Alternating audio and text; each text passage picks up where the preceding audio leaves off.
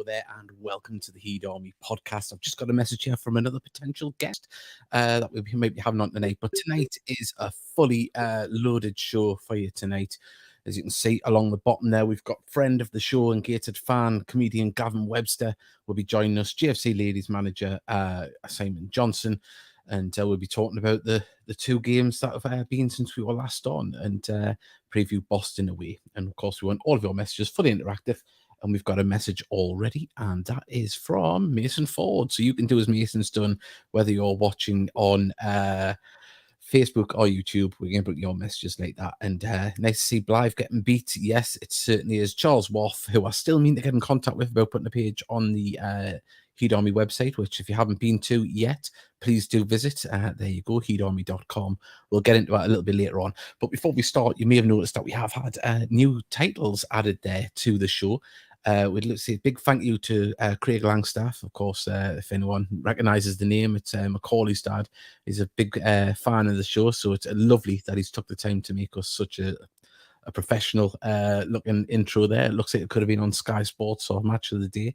So we thank him very much, and he's been giving us lots of tips on YouTube as well. So very much appreciated. And he's given us a little video to play out at the end as well. So yeah, we'll be doing that. I've just got 1 second. Right to do right. Gavin will be with us very soon, which is fantastic. I'm just going to quickly play an advert so I can quickly message someone that may be coming on to the show. So this is I'll play out this one. Like and subscribe, everybody. This is Danny Greenfield. He doesn't know he's being watched at the moment, but we know he's subscribing to the Heed Army podcast. He's also following us on Twitter and Facebook, and you can do the same. But Danny, the camera is always watching. Oh, that's a lovely picture of Danny Greenfield I've just took. What's that? Danny, man, keep your legs together. Oh, no, I can't use this. That's right, Danny. Keep them clever, keep them together.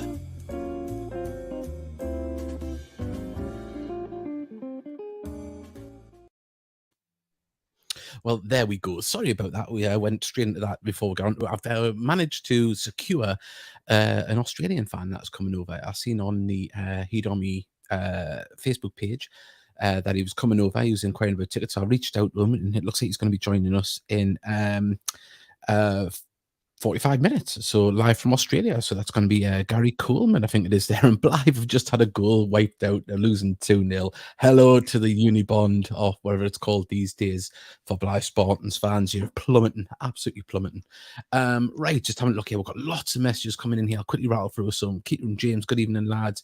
We've got one here from Jamie Christopher White, good evening.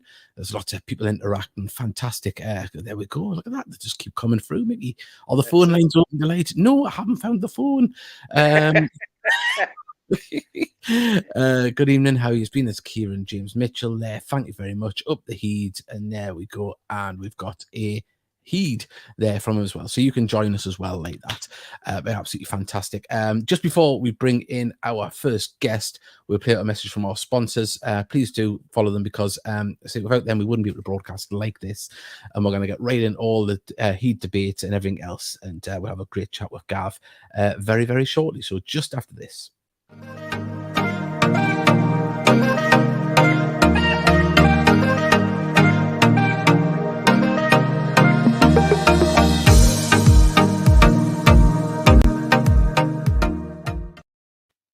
Well, there we go. How are you doing, Gav? Hi, hang on, I'll get in more. There you are. I was enjoying seeing your chins there. Chins, yeah, that's true. It's no need for that, like, Gav, is it? take that through, like, God, no, I've had worse. Yeah. Gav, welcome back to the show. Of course. It's been quite the season, hasn't it, since we last spoke to you? We started off on fire when we spoke to you last, and now we're up there to be caught. Well, it's been quite topsy-turvy. I suppose it wouldn't be a season, would it? It wouldn't be a proper title-winning season if it wasn't close, like, you know. Oh man. Yeah. Yeah.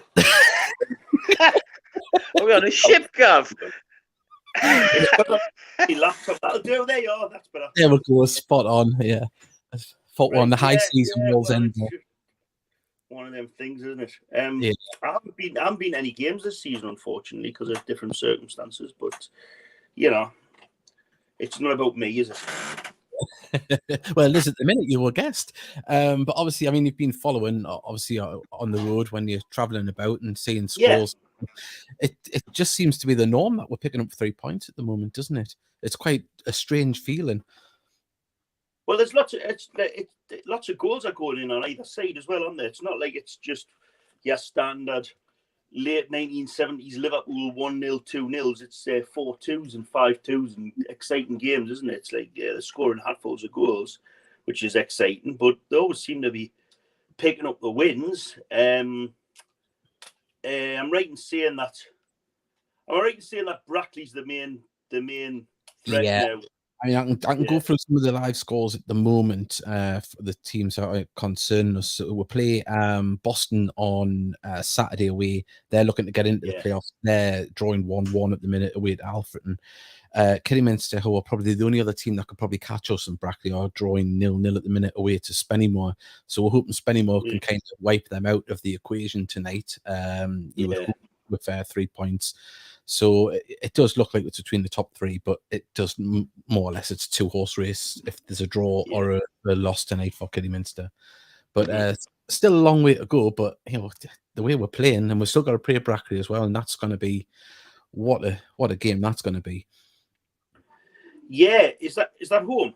No, away to Brackley. And Brackley have one of the ones that you get the impression where the points ahead. A draw would be a great result, really, because it just pegs them back, doesn't it? And you know, they run out of games, and just, you know, still ahead of them by whatever points it would be before the game started. Yeah, and someone else sent us a message here. Thomas Lovejoy is also giving us an update on scores. Telford are beating Fylde away as well. So Fylde, obviously, they were very much in the hunt earlier on in the season. They've dropped away, and new manager, of course. A lot of politics going on Twitter with the new appointment of James Rowe over there after his controversial sacking. Or was it a sacking, or was he put on gardening leave? I can't remember. From Chesterfield for things. Are they massive spenders, Fylde, as well? Yeah, well, they just signed Mark Cullen, who had been at Blackpool, Luton. He was at Hartlepool, and in his first game, he did his ACL and a load of other ligaments in his knee. So that's him done for a while. And that was his first game, and that was a big money, you'd think, big money move. So I think they can't really buy themselves anything from here. They're going to have to grind it out. They're going to finish in the playoffs, but they're not going to get up towards the automatic spot. So, but yeah. It's really is going. It's going great guns for Gateshead. But I mean, got another message from David Tron. Thank you very much. If anyone's got a message for Gav, send them in as well. And they say one of the main reasons I want to get Gav on is because something's returning this week. Something that I enjoyed going to before lockdown happened, and I was advertising a fair bit on the show. Is the football show is back, isn't it, Gav? Certainly is. Yes, it's back on Sunday, and it's a new venue now as well.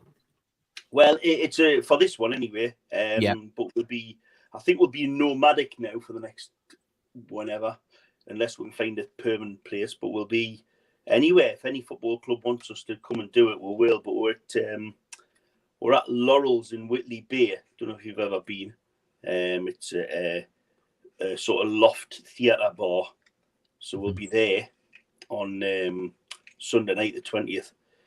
So I've done gigs there before. It's good, but I hope the football show is going to be good in there. Yeah, and who's the guest again that you've got this week? We've got John Anderson, who obviously a lot of people are here on Radio Newcastle, and older people will remember playing for Newcastle in between 82 and 92, and he played for Preston as well. I think he played also for West Brom in the 70s, but he never made a first team appearance.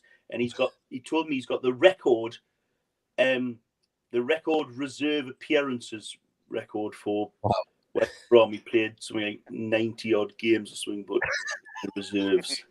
That's quite it's the record. Not the record you want to have, but you know, it's still a distinction, isn't it? You can take what you can get in a modern game, really, can't you? Yeah. It certainly is. But obviously that'll be good stories and that. And I say tickets, where would people be able to get them, Gav? you'll be able to go to feltnout.co.uk and you can get them there. There'll be a link there. If you go to Feltnout, FELTNOWT, you go on there. It's one of the second ones that comes out. It says it comes up. It says Whitley Beer Club, and that's there's a show on Saturday, which funnily enough I'm comparing as well. But then the football show's on the Sunday, and you can get tickets from there. Oh, spot on. And also as well, I feel like I've brought Gavin on just to plug his wares, but he has also got something else that's available. Oh, you talking about the book? Yeah. Yeah. I should hold it up, shouldn't I? But I haven't. They're all inside this box down here, you know. But yes, my book, Buddhism and Other Such Rubbish. Should I try and I'll use this here pair of scissors to cut it. I'm going to see if I can quickly get a picture of it to put on the screen. Yes, this is live stuff, folks. It is. It's live and dangerous. Yeah, exactly. Don't try this at home. Cutting cardboard.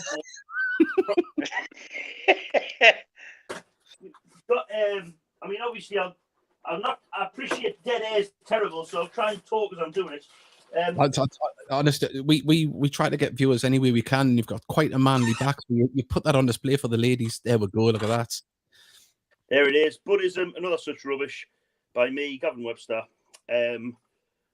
Braggarts, Empty Vessels, and Modern Day Arse Talkers. That's what the book is. It's not about Buddhism. Buddhism's a MacGuffin. That's got nothing to do with it. But it's all about people who talk utter shit about things they know very little about. So So obviously, it's nothing to do with this show or anything, by the way. I was going to say, that summed us up. Did I? Well, you know, I'm sure it rings a few bells elsewhere, but no, present company excluded, like, you know.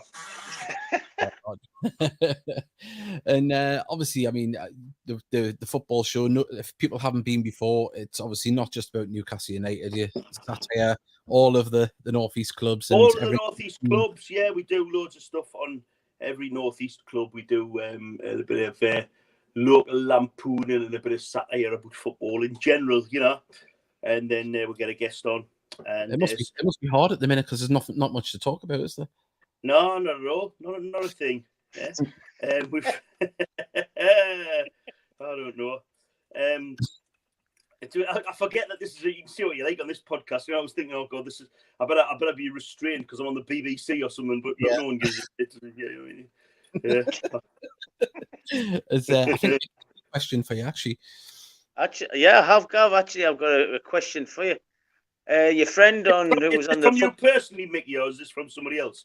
No, from me. All right. From the comedy results at the weekend, I was wondering if you'd heard how Dave's knob was, because it was tragically burning last time he spoke. That was an awkward one, wasn't it? We've got a message here. I never know what's coming next from Dave or the other mysterious people that go on the show. That sound a bit like Dave. It's always your accent, isn't it? I mean, I must admit, I like that. I like that turn where he changes the song. They take that song. He's a good act. Oh yeah, he's just brilliant. Yeah, exactly.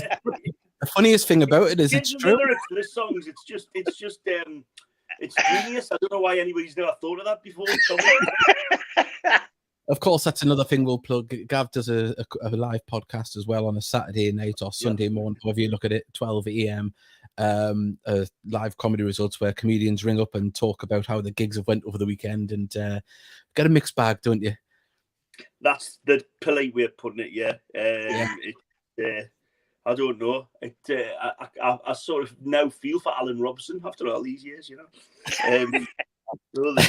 I don't know where they go now that he's off the air. What do these people do? I think he has a show on a Sunday evening. He goes live. He does like this as well. So I think it's on Great North Radio. I think it is, and also he does these ghost hunts. If anyone's seen them, which are genius. It's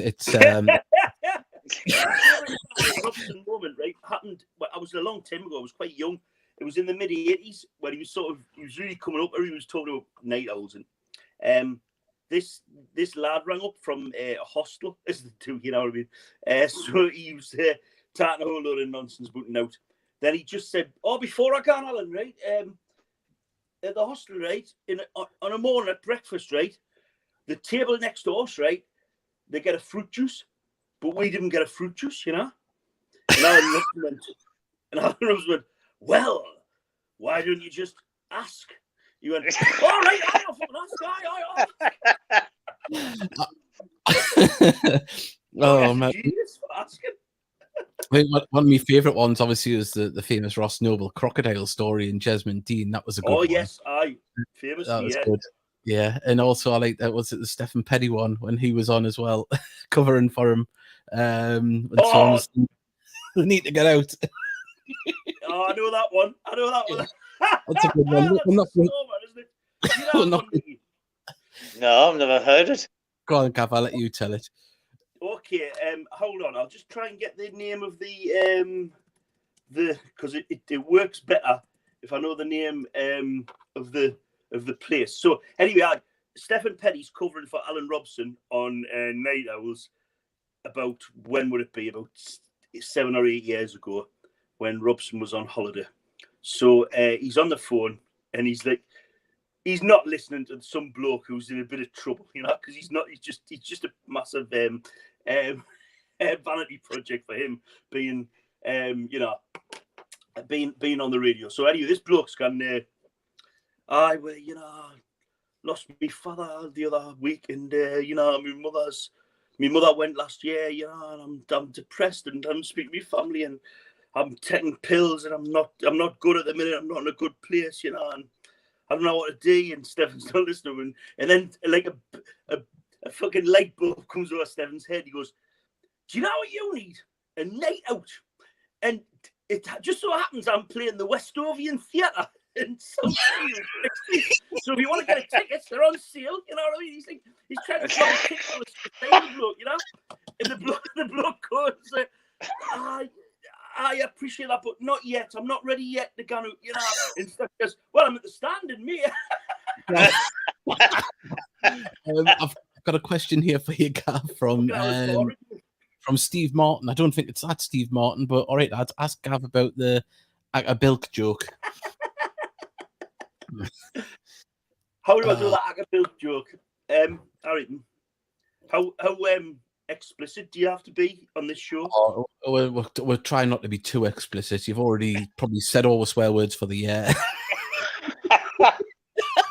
So anyway, I'll do this as nice as I can. So let's just say it's George and Mildred, you know, from the 1970s sitcom. George has come home from work, and Mildred is in the bath, and she's got a toe stuck in the bath. You know, she's completely naked and she's got a toe stuck in the bath.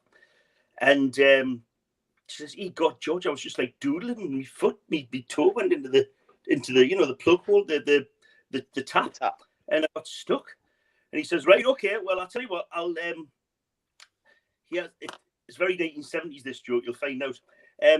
He has me bowler hat. I'll use that to cover you up, you know, the most vital part, you know, between the legs. I'm trying to be as nice as I can, yeah. So I'll use me bowler hat to cover you up, and I'll phone the plumber.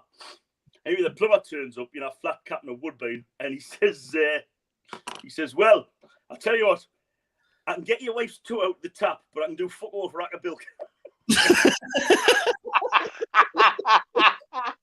Oh man, what a banter! No, you've got to be of a certain age to get that. Yeah. Under 50, right? Agabilk had a big beard and he had a bowler hat and he played the. Oh man! Like a punchline that says, "I can do fuck all for Agabilk." Now I asked that because I think I might have told that joke on the comedy results. I think. Yeah. I think you might have done. Anyway, that was tasteful enough, wasn't it? It was. Yeah. It was spot on. I would say that's made my night. How do we follow that? But we'll definitely try it. Gav, thanks for coming on. And what time is it again on Sunday at Laurel's? It is 8 p.m. on Sunday at Laurel's. Okay, that's spot on. I think I I'll might be. see you there. Yes. So spot on. If you have that Newcastle persuasion, you've got to ask Ozzy Ordeles his opinion, his opinion on Ozzy Ordeles. Really? Is there a TLI hang deal? I'm not gonna. I wouldn't spoil it, but it is funny. I've heard Ando before. It's really funny. Really, right? Oh, I will ask. Yeah. He had an opinion on Tommy Docherty because Tommy Docherty was his manager at Preston, and that was funny. But yes, I will do, mate. Okay, well, that's great. Thanks, Gav, and I'll see you soon. Take care, Gav. Thanks, lads. Yes, thank you. Bye. There we go, Gav. Fantastic to have him on, and dropping a few F-bombs forward as well. Right, so let's go through. We've got lots of messages come in here. Well, we'll have Gav on as well. Shields are losing, by the way. I think they still are. That's true. Oh, there's been a red card for Boston as well. Get in. So that may be good for us on Saturday. Sam Pendleton has put a fantastic win over Kidderminster, seeing us score 4 goals. In truth, could have been more, followed up by a great win away to Gloucester. 2 more goals for Longstaff. He's the top goal scorer. And I've actually got something to put up on the screen on that, actually. If you're not already... Yeah, I've seen that. I'll get that up in a second. 1 second, I'll get all that message off. So there you go. There's the goals around the team so far this season. Macaulay Longstaff 21, Kedwin's got 18, and Campbell, if we can get on to 1 more goal for Campbell, 4 strikers in double figures. Try and find that in any of the top leagues around the world. It's just amazing. I think Dave, I can't think unless someone like Chelsea or Man City. I just can't think of another club that's had 4 strikers that hit double figures in the season. It's definitely not a Gateshead. I know that. I'll just update people on scores around because obviously there's a few games affecting us. Obviously, Boston are still 1-1, Spennymoor on 0-0, and looking further down the league, South Shields are throwing it away, losing 1-0 to Lancaster away. So the Kevin Phillips effect hasn't really had much of an effect, you would say there. Right. We're going to play a little advert out. Remember, the cups are available. We haven't been able to see them because we haven't had a home game since we got them. But if you want a Heed Army podcast mug, see how it improves your life. Hey, you. Are you sick of drinking out of that same old cup? Does your drinks taste awful in it?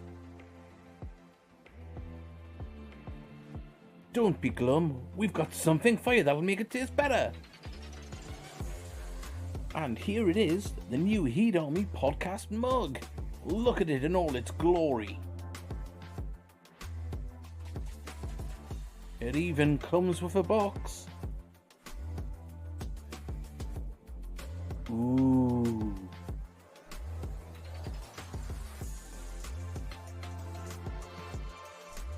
You can order yours now for only £7. Go on, help support the podcast with the new Heed Army podcast mug. There we go. Also, one of the scores I've forgot to mention there is that Blythe are getting beat 3-1 away to Guiseley. I think looks like Dom Tier scored for Guiseley as well. So there we go. Oh, sorry, scored for Blythe. Someone had put it in the wrong way, I thought. Oh, no, apparently Dale scored for Blythe, so people are correcting themselves in the chat. But yeah, so worrying times for them, but long may it continue. I say we are going to be joined by Simon Johnson, GFC Ladies Manager, will be coming on very soon.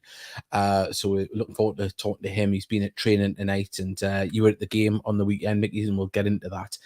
But just before we bring him on, let's just, I mean, there was no commentary on Saturday, so it was a game where we had to follow it through Twitter updates and Facebook updates, but the lads went down there, scored another 4 goals.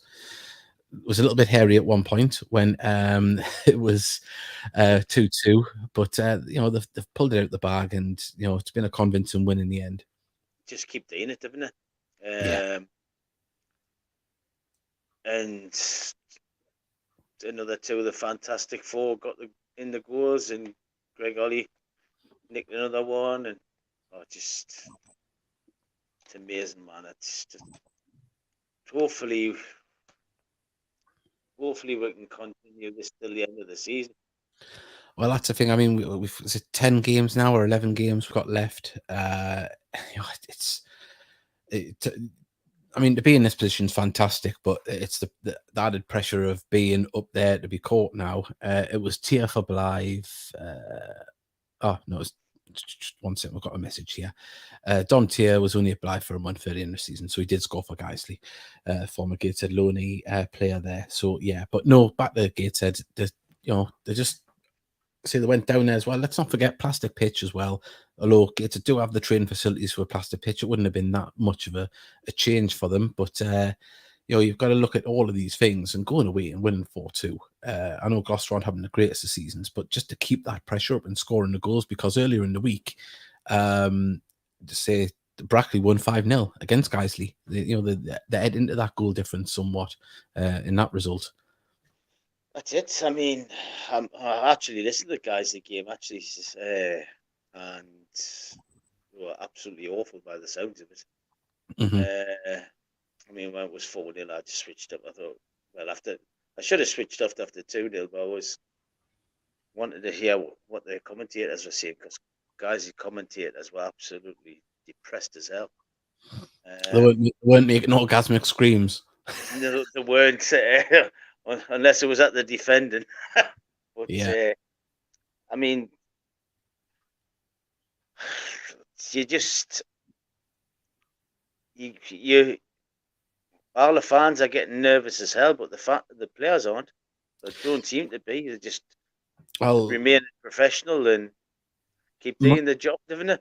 Well, much like all the season, it's a calm process. They believe in what they're doing. It doesn't matter if they fall a goal behind or goal level. It's still the same. They know they can create chances. And obviously, that picture we put up before of social media, the goals scored, I think that's just league goals as well, isn't it? It isn't cup goals.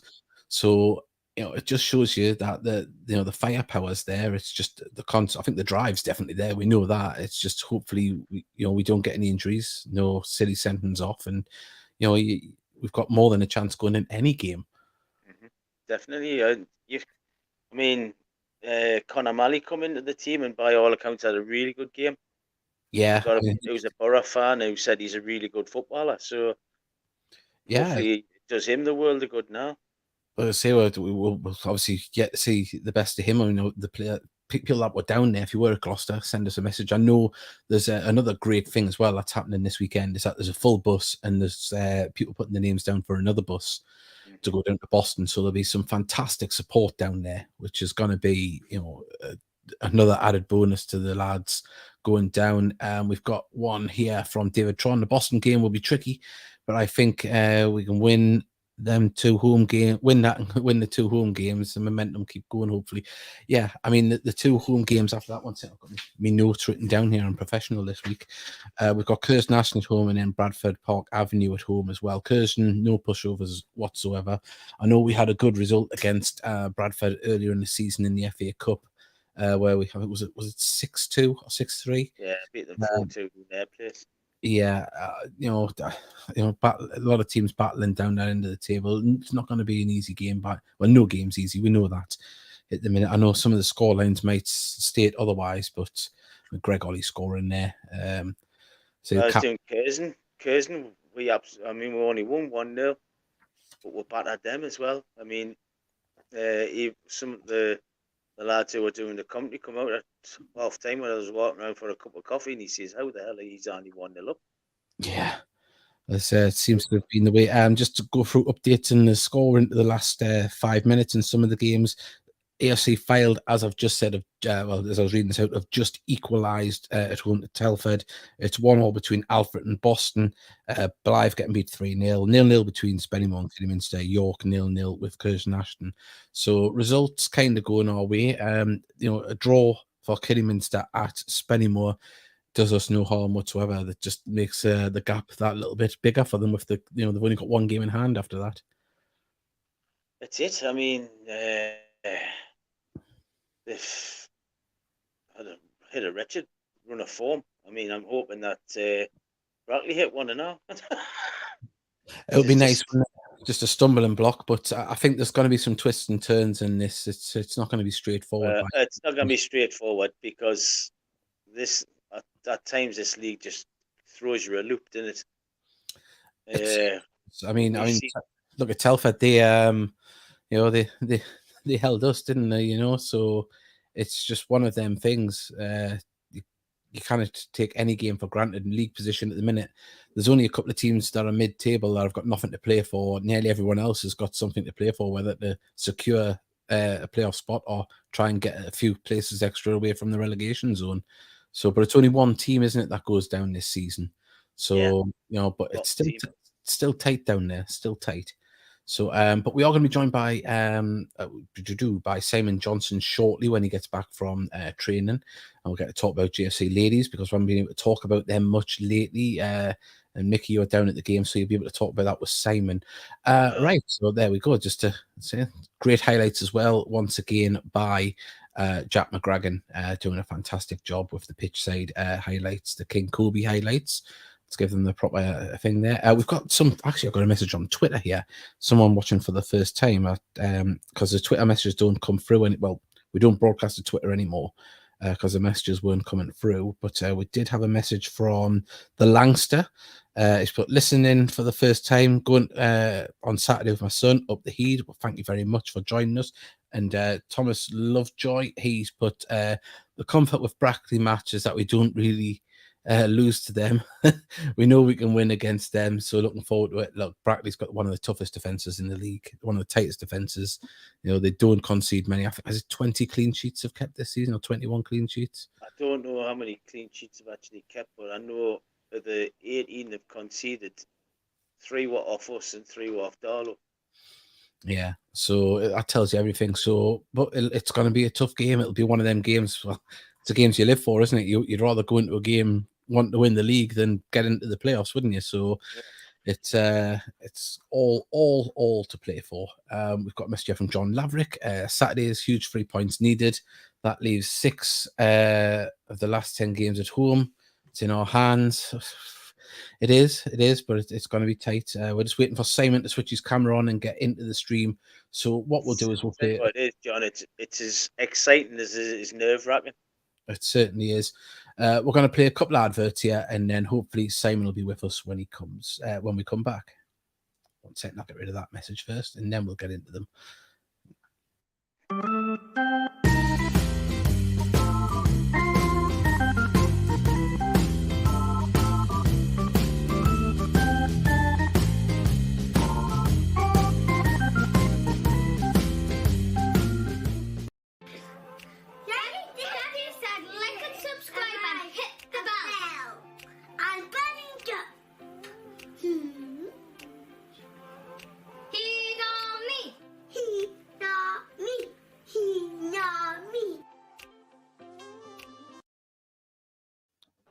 There we go. Love that. Well, Simon is, I think he's in a car park at the minute. 1 second, here he is. There he is. He's got a red, I don't know if it's an indicator or a red light flashing there, but how are you doing, Simon? I'm all right, yourselves, gents? Not too bad. You're not driving, are you? No, I'm a passenger, but my assistant gaffer's driving.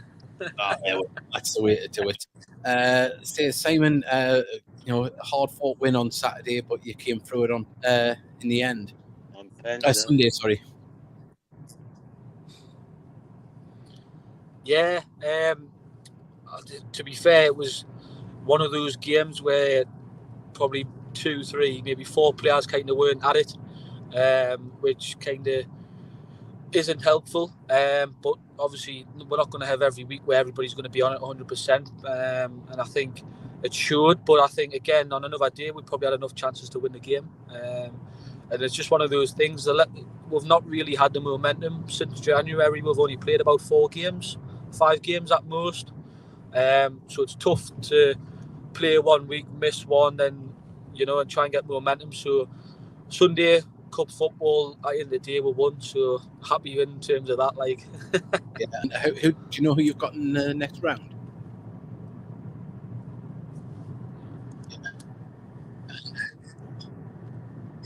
Can you hear us, Simon? Not being drawn yet, but I'd imagine they'll probably put with like one of the top teams. I'd imagine to try and maybe cause a bit of an upset. My guess would probably be we'll end up against Hartlepool, Pools, Youth, Ladies.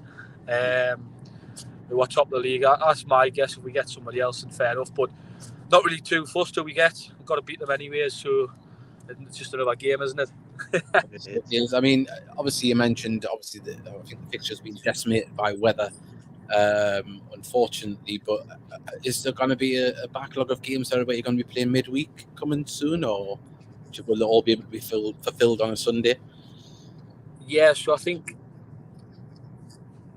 as it stands, we've got 2 penciled in towards the end of April and the start of May for a Thursday night.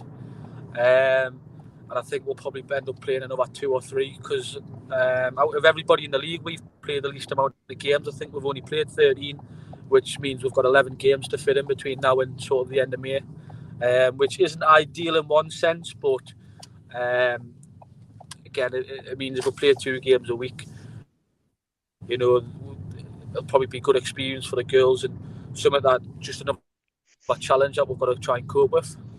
And also as well, playing 2 games in a week, obviously a chance to get this going as well.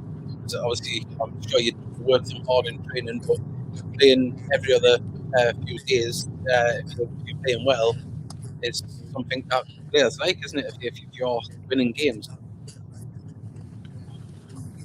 Yeah, I think obviously touching back on Sunday, for a coaching point of view, it was a really good game to watch because, you know, we've drew, and on reflection, it gave us a lot to work on, and I think it was a little bit of a reminder for the ladies themselves in terms of when we're not in our standards, it's sort of consistency and complacency, which, you know, it kind of gives other teams a chance to maybe cause an upset or nick a result. So I think the big thing is if we're going to be playing games, it means we can just get at it and get cracking. And, you know, for me, training's great because we can work on things, but that comes from what games on a Sunday, what we need to get better at, what we can get, what we can keep working on and what we can improve on.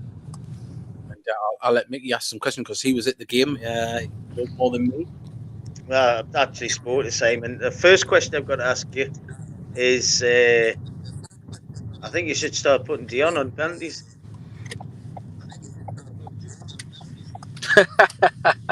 Dion's on penalties, haven't I, Chris? Definitely not. No, I'm only saying this because I think Jamie's wallet gets lighter every goal she scores, so I'll count you go on penalties. To be fair, on Sunday I picked the penalty takers, so I picked me 5 and picked the order, and kind of my reasoning behind that was because I kind of take the responsibility if they miss. You know, obviously Jade Halliday went first, and you'd probably back your house for Jade Halliday to score. Yeah. But equally, when players missing a penalty shootout, I take the responsibility because I pick the pen takers. So I think it's just one of those things trying to ease the pressure. And for me, I had one of my best penalty takers down to 6 and Liv Black, who was probably a little bit annoyed with us. But it's being prepared. So if Jess had a missed, then Liv was in at 6. You know what I mean? So it's like the psychology of penalties. I've looked into a fair bit of it, and obviously Sunday we'll come out on top. Well, Dion, but cheers, Simon and Chris. Ask her about her finishing tonight if she's got any problems. Was she not at the races there? Was she not? No, it was all right. To be fair, I think she just needs a bit more confidence. She's got a good strike on her, and there's a few like that kind of shy away, which, you know, there's a few opportunities that quite a few. Probably should have a few goals if they just have the confidence, you know, not just Dion, probably Libby as well. There's another example. Mickey, you'll know it too well. How was Libby West not scored this season? The talent that young lass has got. And the other week.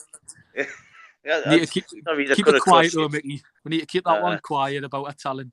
You know, want to stay.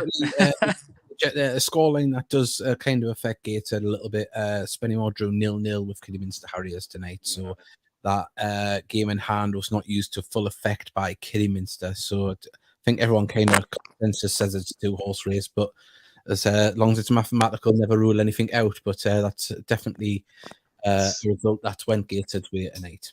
Simon, you were down Gloucester the other day, 5:30 in the morning, back at 11:30, are you? No, we went down on the Friday night. Oh, was it? So we did an overnighter. So we went down about 12:30 on the Friday, and we got there about 6:30 with a stop, which was good because Sonia, who's the club sec, left at about 1:30 and didn't get there till about 9-10 o'clock because of the traffic. I think, to be fair to the club and the board, and that they're back in the first team in terms of doing things properly, and because a 5:30 trip in the morning wouldn't have been a great one, and the journey back, even though we won, was a bit of a tough journey back anyways because it was long, but made obviously a bit happier because we'd won. Definitely. But obviously we'll go down to Boston, who I think drew tonight. Never an easy place to go. They probably haven't had the season they expected. Signed some decent players in the summer, but saying that they've had a man sent off for straight red by the looks of it. I don't know if that's confirmed. You can't always trust these apps. But look, going into Saturday, it'd say it was straight red. That would be a suspension for Saturday. You would hope it's one of the key players. You've got to look at things like that going at this stage of the season. To be fair, we've just spoke. I think Chris said it was one of the centre halves, but to be fair, because I do a lot of the analysis for the first team and clips for Mike Busty and Louis, and even watching Kidderminster, like, since the FA Cup run, they've obviously won games, but they weren't great. And on our day, we're unplayable, and I back us, like the management and the players back themselves, to beat anybody. And we beat Kidderminster 4-0, and there's no reason why we can't just keep that mentality. And I know people probably get sick of hearing it on interviews, but it's just literally, for us, it's like the next game. And whether that's with the first team, with the men's or the ladies, it's just all about the next game, and having that mentality of, we've had a great win, right? So just got to kind of back down to earth and just get back on with the sort of the process. The last time I was on, obviously we weren't able to do the show last Thursday, but the Thursday before that, I did kind of say that I think Gateshead's got another gear to go into. We haven't reached the potential this season. I still think that's the case, even though we beat Kidderminster at home 4-0. I still think there's something special going to come from this team. It's all we've lost them. I'm still here. Still here. Just get myself in the house. Oh, he's hiding where he lives. Clever. I'm trying not to let my phone run out either. I do think there's still a lot more to come from this squad. That by no means have we tapped its potential, I don't think. Seems like he's running up the stairs. Aye.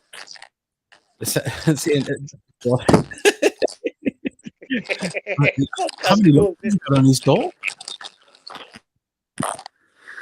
Right, there we go. I think we're back. Honestly, I've just made it in time with me phone on charge. There we go. That's what it was.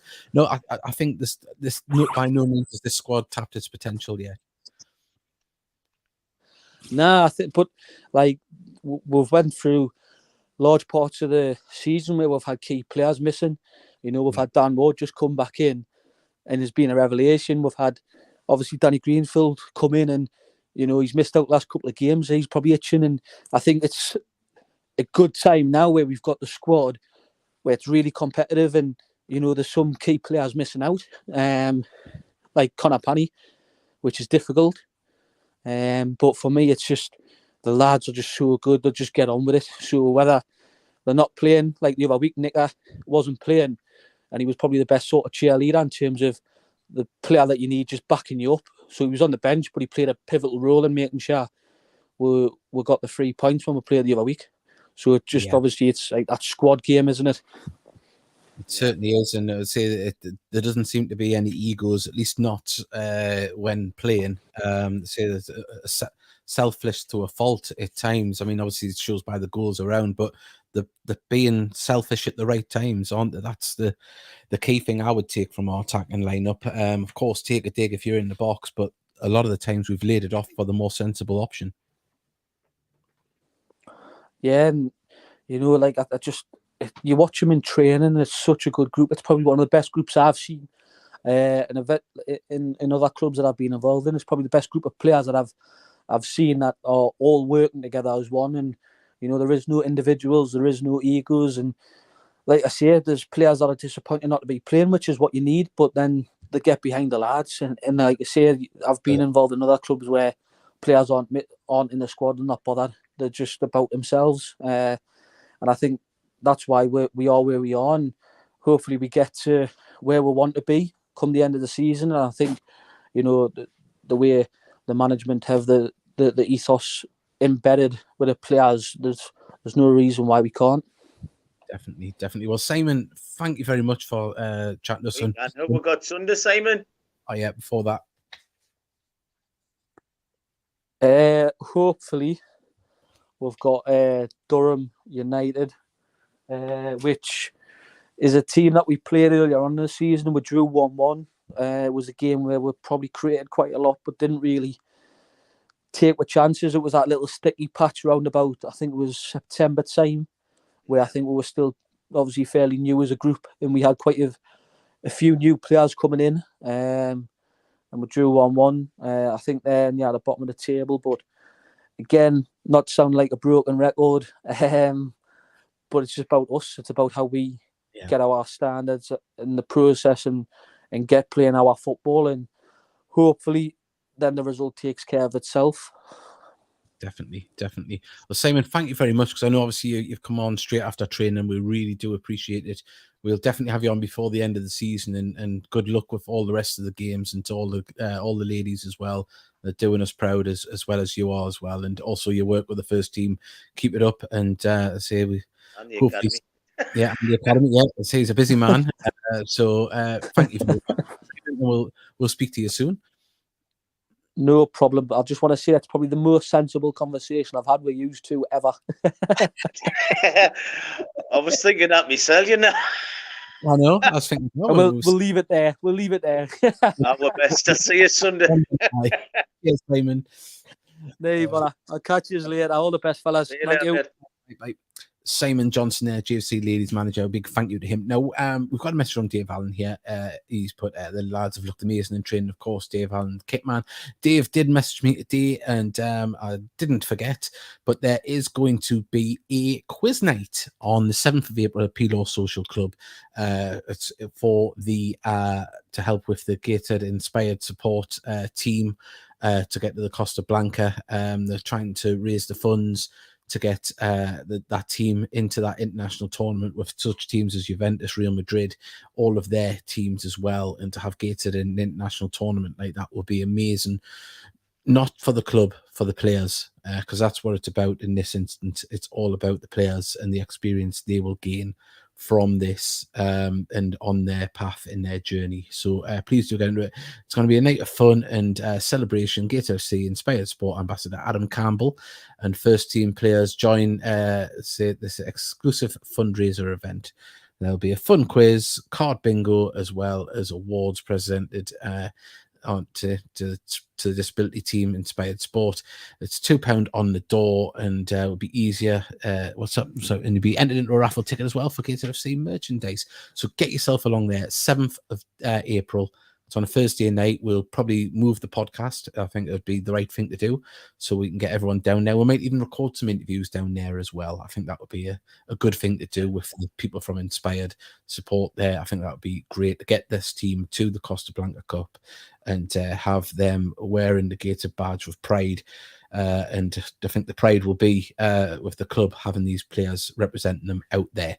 So everyone involved in that, big well done, and Adam Campbell as well being taking on an ambassador role with that is amazing. Lovely lad. We'll hope to have him on the podcast in the coming weeks. We'll try and get some of the players on, but we don't want to be too much of a pest when we're going into this hard part of the season. Now I reached out to somebody who a lad from Australia. I don't know if he's an expat or not. His name is Gary Palmer. So hopefully he'll be joining us very soon. If he's watching, I'll just send him a message. Can't come on now.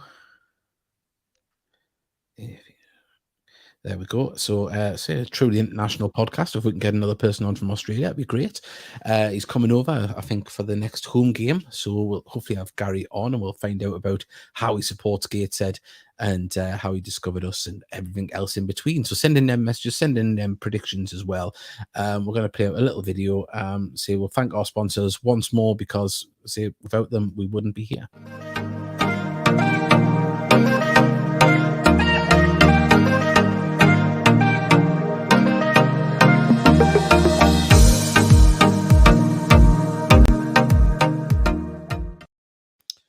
there we go. And we're about to be joined by Gaza. Here he is. Hello, the Gaza. How are you doing?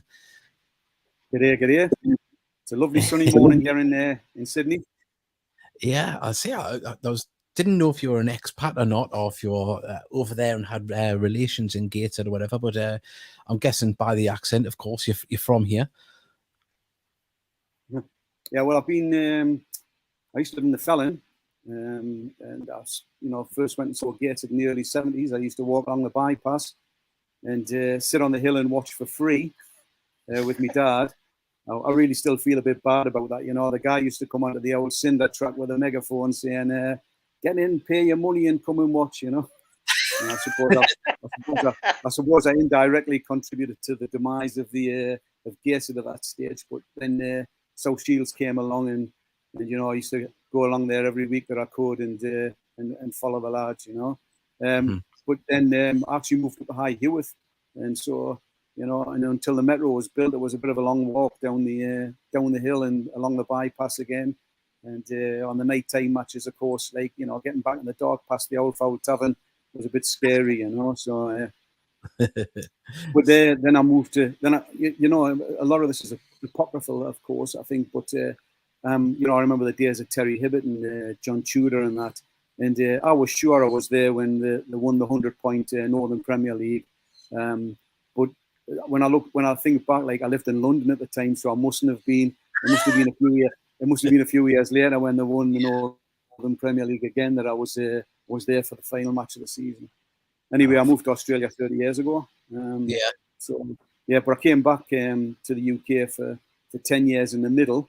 But I lived in Preston, and believe it or not, I'm a sort of, ever since I was a little lad, I've sort of followed Preston North End, and I ended up living there, And I followed them. I think the expression is through thin and thin over the years. So anyway, but Gateshead's always been sort of my hometown club and the team that I've always followed, And when we lived in Preston, I used to go and watch them at Burscough and Southport, Fleetwood, places like that. And every weekend, if I'd gone up to see me mum and dad when he was alive, I'd pop in to see them, And just before I came back to Australia about 9 years ago, it was that terrible season when they were playing home games in Boston and Middlesbrough, and I went to see them play Luton at Carlisle, which was one of the greatest afternoons I've ever had out in my life. I think it was 5-1 or 5-0. I can't remember. It was absolutely fantastic.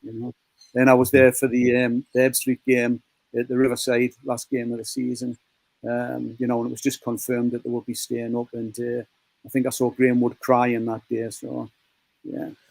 So anyway, I'm it's been a bit difficult the last few years with the COVID stuff, and I normally get back over in the summer. So I didn't get to see much football during the summer. But this is the first chance to get back now, and I'm coming to see my mother. She lives in Wallsend now. I've already got my tickets for Curzon Ashton. I'll be at Bradford Park Avenue. I'll be at Darlington. I'll be at the Chester game. Oh, fantastic! As much as I can, yeah. So I do try to I'll buy a couple of programs and I'll buy a hat even if I don't need one, just to make up for those days when I didn't pay when I sat on the hill, I'm glad you still feel guilty, I wake up in a cold sweat sometimes, So. What, in Australia? There's a first. Yeah, but we've had a pretty bad. Well, actually, it's nice this morning, but the last couple of weeks it's been. The rain would have done Manchester proud. It was really bad here. We live on top of a hill, and the biggest problem we had was the pool overflowed twice. But some people got flooded out. It's been really, really bad for some people. So. Oh, I feel bad. Your pool overflowed. I nearly lost my grass the other month in the wind. But obviously, following from afar, how's it been? Because obviously the team's doing very well. It must. Oh, yeah. So I think, when I first came to Australia in the early 90s, the only time you could get any football news was a newspaper called the British Soccer Weekly, which was always a week behind, and sometimes it had non-league results in, and sometimes it didn't. And unless you phoned somebody up back home and said, what was the score, or can you send us the pink over, 2 weeks later, you would never know how anybody was doing. Now, of course, with your podcast, for example, all of the sort of the websites and joining the various groups on social media. Sometimes it's a bit of information overload, but watch the Charlton game on the telly type thing, and obviously the timing's a bit funny with it being sort of at the moment 11 hours. Yeah, I was going to say, do you ever get to the commentaries? Yeah. So sometimes I watch them in retrospect, but if you know the result, you keep on fast forward and just looking for the goals or whatever, But so I look forward to coming back and being at the International Stadium and enjoying the atmosphere, because I remember in the old days there used to be no atmosphere, I used to work with I don't know, but I used to work with a guy called Ernie Curry. Oh, yeah. I don't know if he's still alive or not, but I used to work in the same place. Yeah, he still does. Yeah, and Ernie's was the only voice you would ever hear at the match, and he would be shouting, "Come on, Gateshead," and it was definitely silent. This was in the 70s type thing, but Ernie was a stalwart at the time, and then I realised I sometimes got on the bus with him. And he worked at the same place at the Ministry at Washington, so a bit of a small world there as well. It certainly is. Yeah. So what's the travel arrangements then? Because coming from where you're living, I would imagine it's like a day and a half, is it? Well, so coming there, I leave here at Sydney time. It's at 11:20 in the morning, so really it's like midnight, on Thursday night your time, and Singapore. I'm stuck in Singapore for a few hours, but that's all right. And then Singapore to Heathrow, then Heathrow to Newcastle. So I actually arrive UK time around about 8 o'clock on Saturday morning. So it's shower, shave, breakfast, go and see my mum and say I'll be back tonight after I've been to the match for a couple of beers and a curry. So anyway. Oh, I'll tell you what, I'd be asleep. I think I would be missing the game. Me, no. Well, I sort of yes. Sorry, that was the plan for Saturday. I was actually going to go into Boston, to be honest, but it just the timing didn't work out for the Boston game. So Tuesday I'll be there. Following Saturday I'll be there for Bradford Park Avenue. My daughter's actually coming over to surprise me mother. I hope it's a surprise, not a shock, for her birthday the week after. And I know your mum watches every week, so hopefully she's missed it. But she's I've said, I'll take you to the match on the Saturday at Bradford Park Avenue. She's like sort of, she says, well, I hope it's not going to be cold. and tropical. I said, no, you'll be fine. You'll be fine. So I'll bring her along to Bradford Park Avenue again. Yeah. Ah, cool. Nice one. Make sure you're well. Yeah. As find us above the tunnel doing the commentary. So, but no, Gary, thank you very much for joining us. It was a very last moment thing. I thought I'd try and contact you before we came on air, and thankfully you've seen the message and say it's another pin in the map. We've had people from all the world on, so another one from Australia. It's but it looks more glamorous where you are than where we are. Yeah. No, the sun's just gone in now, so I might have to go inside. Yeah. I wouldn't go outside even in the day because it's been Baltic. Yeah. But Gary, it's been a pleasure being on. Thanks for having us. Yeah. Hope you have a safe trip. And, thank you. Let's hope I'll probably see you at match sometime. Yeah. Okay. Definitely. You take care. Safe journey out on our mate. Thank you. There we go, Gary Palmer there, fantastic, all the way from Australia. We weren't expecting that one, so really nice. And if you are an expat or living abroad and you follow Gateshead through whatever means, and you're a Gateshead fan, we'd love to hear from you. It's we're always amazed how far we can reach on the podcast, and say this technology even a few years ago we couldn't have done that. So just amazing to have Gary on. So a massive thank you to Gary. If you've got any predictions and you want to send them in, please do. We'd love to hear your predictions for Saturday. Let's say I'll go for 1-0 myself. I'll be happy with that. 3 points but apparently it was us. I put this message up earlier on. It was Jake Wright that got sent off. So one of their better players Colin Scott, he bumped into Macker at the Spennymoor versus Kidderminster game. Neither keeper had a save to make, so that sounds a drab affair there. Liv Walden, she's put 3-1 win this weekend. I'd certainly take that. Once I need a glass of water, I'm going a little bit hoarse there. Just named up me 2 foot.